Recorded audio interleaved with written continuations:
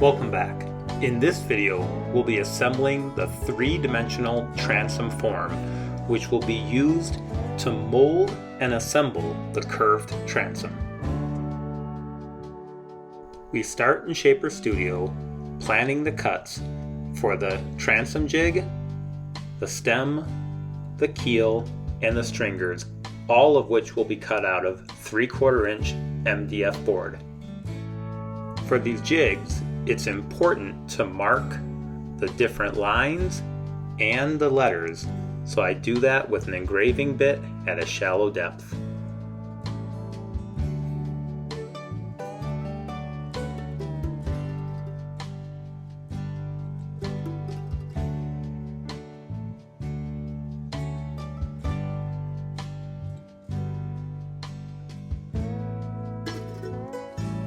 Out in the workshop, we follow our 5-step process, scanning the workspace,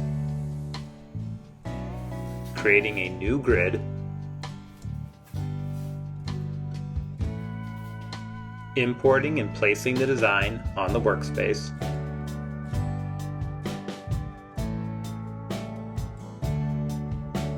calibrating the bit height with a Z-touch,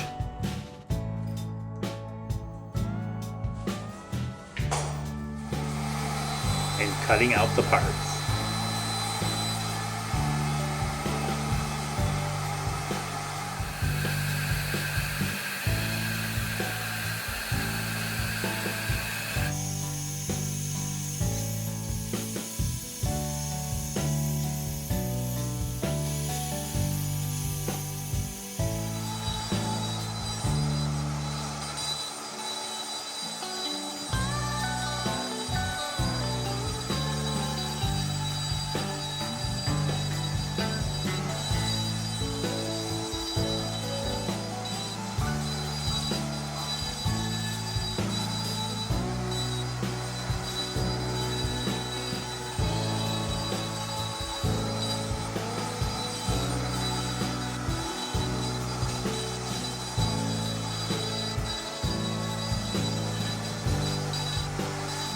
This background music is called Crying in My Beard, and at 4 minutes and 59 seconds, you'll understand why I chose this song.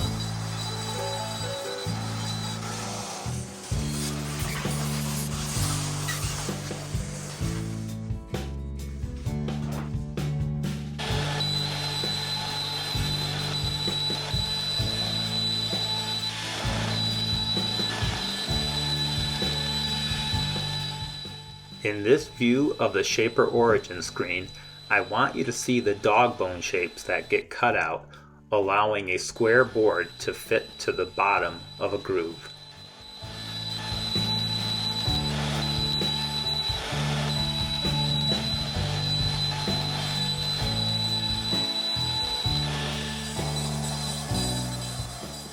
And here, I'm cutting out the cross-member support.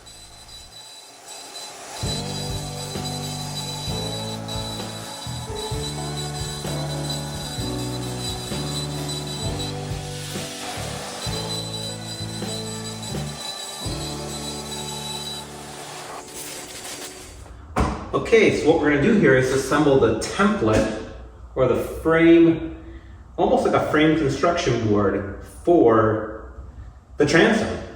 I cut all these parts out with the Shaper Origin, and now it's time to start putting them together, so let's see how it goes. I want you to see, I cut a couple of them. There are 4 of these cross members, and there's a total of 8 of these templates. Now notice that the 2 that go on the ends, I've cut all the required holes according to the plan, but to save time, I decided for all the ones in the middle where my clamps wouldn't reach anyway, I would only cut the outer 2 or 3 of them. So I'm going to put the middle ones in first, and then put the outer ones on next.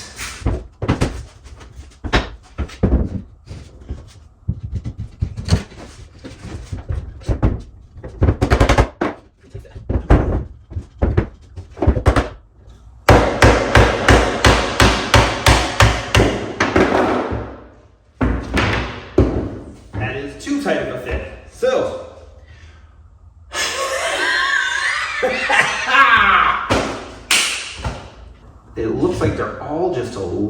too small to fit through. If I could have done this over, what I would do is, I think I would cut these when I was doing the Shaper Origin. Instead of doing an offset of 0, do an offset of a minus 0.1 to have them fit together. A friend told me to do that, and I did not think of it because I was a little bit past that point already. Okay, so I'm going to have to do a little sanding in there.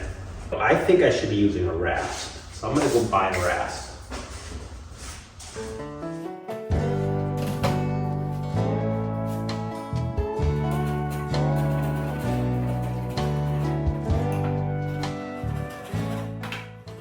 While I'm hand rasping each of the boards that have already been cut, let's use the Shaper Origin and cut the broken board the proper way. As before, I make my first pass with a 0 offset.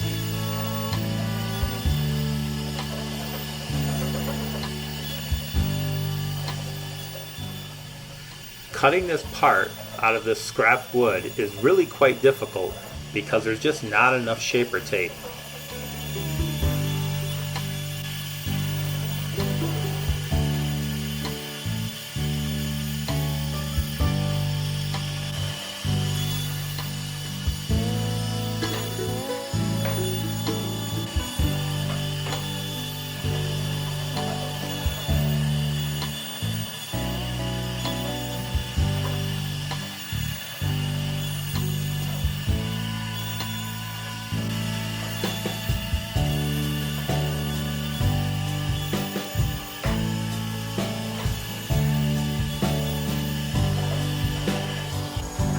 After the first pass, I measure the width of the slot with a pair of calipers and compare it to the 3/4 inch MDF board. I decide to try a minus 0.2 inch offset. Ideally, I would have just calculated the proper offset, but my calculator is on my iPhone, which is being used to film this video. A second measure confirms that I need to have a larger slot size, so I enter a minus 0.03 inch offset.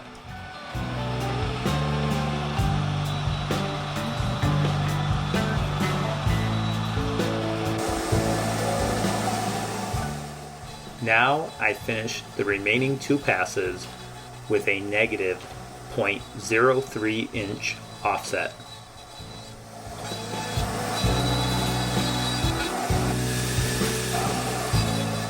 In hindsight, I should have done this on my first board and then cut all the remaining components with the same offset.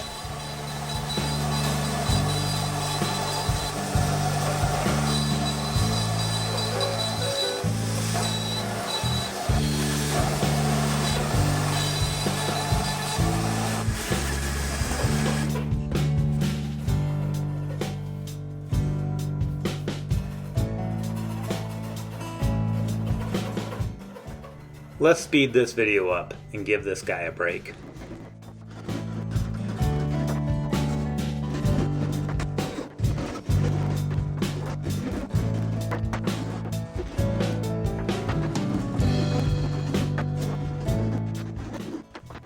To give you an idea of how much work this was, that's my sweat on the board everywhere I touch it.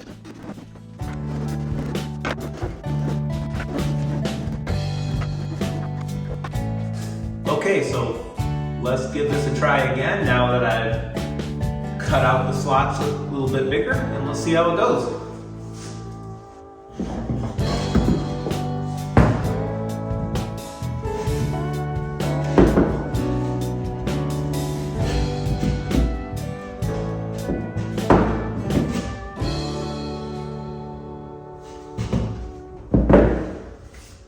It looks like this time it will work.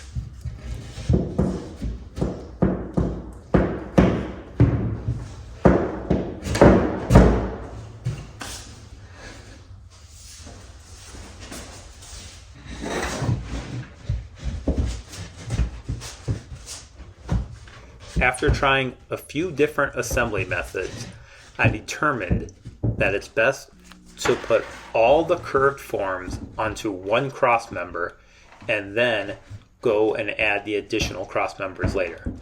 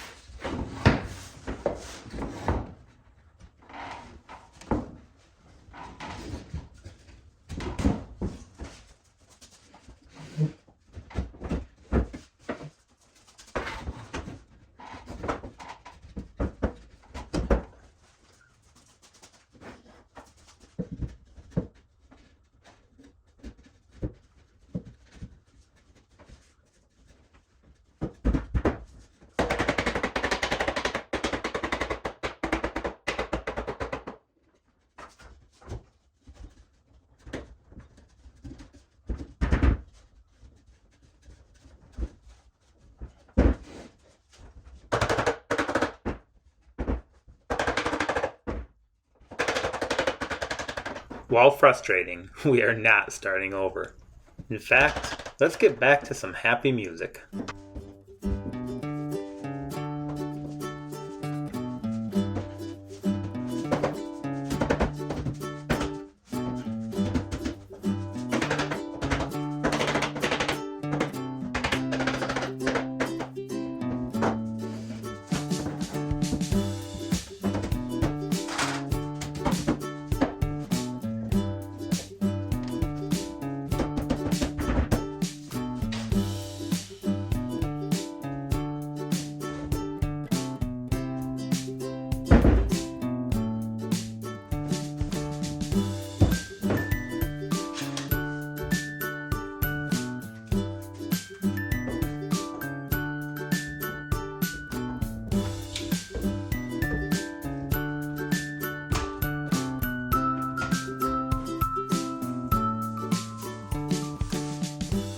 Next, we place the 1/4" plywood on top of our jig, and as you can see, I've drawn the center line on each side of the plywood.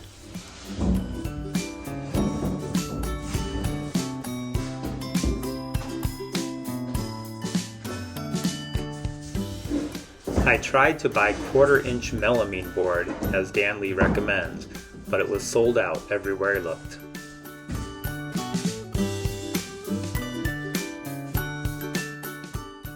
I marked the center of the transom jig with a goal of aligning the center of the plywood to that line.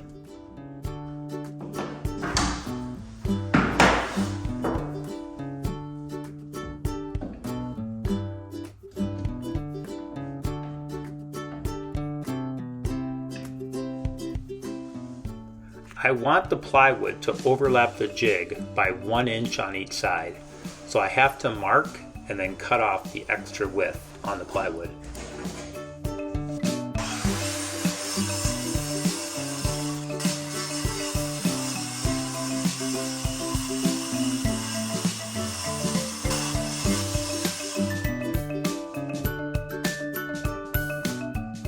I then clamp and slowly bring the plywood into contact with the curved jig.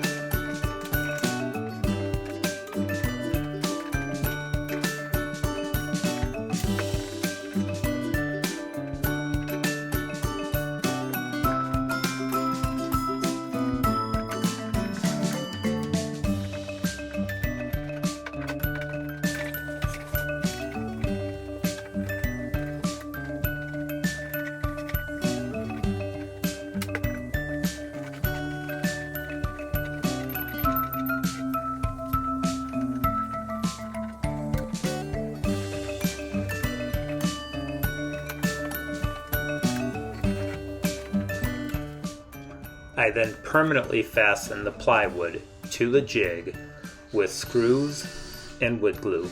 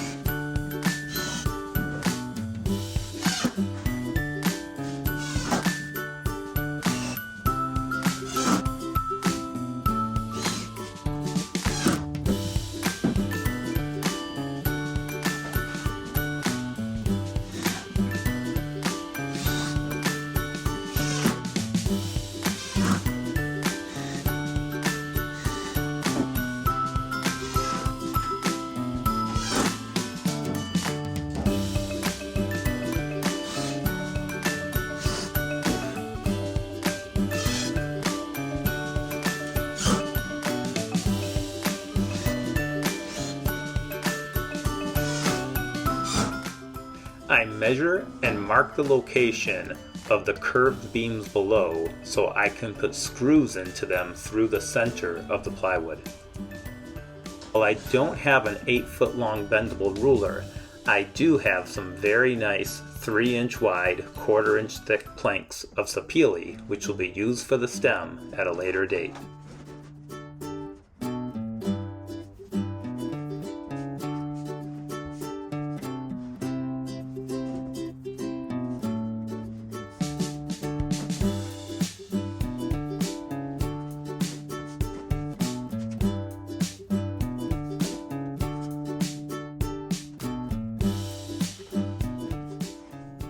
I have to drill some very wide holes through the board to connect the clamps to the beams below.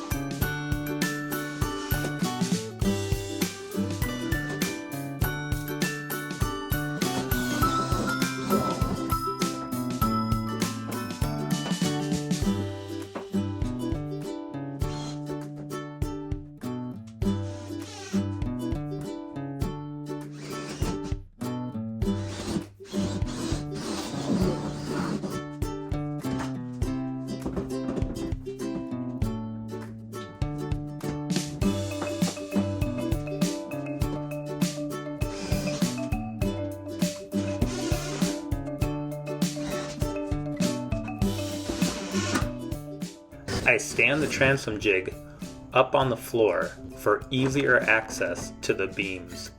That way I can put the screws in much easier. And as you'll see, there's a lot of them.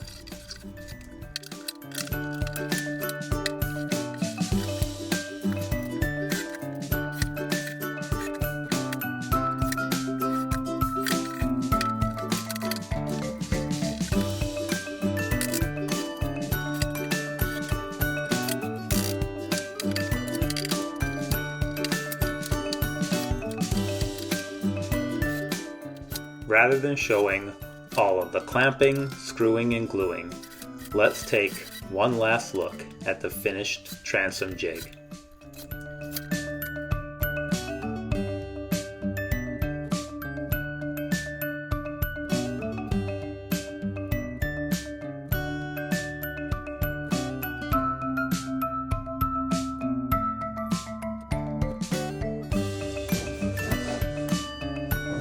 Till next time, when we'll be laminating and assembling the transom. Cheers.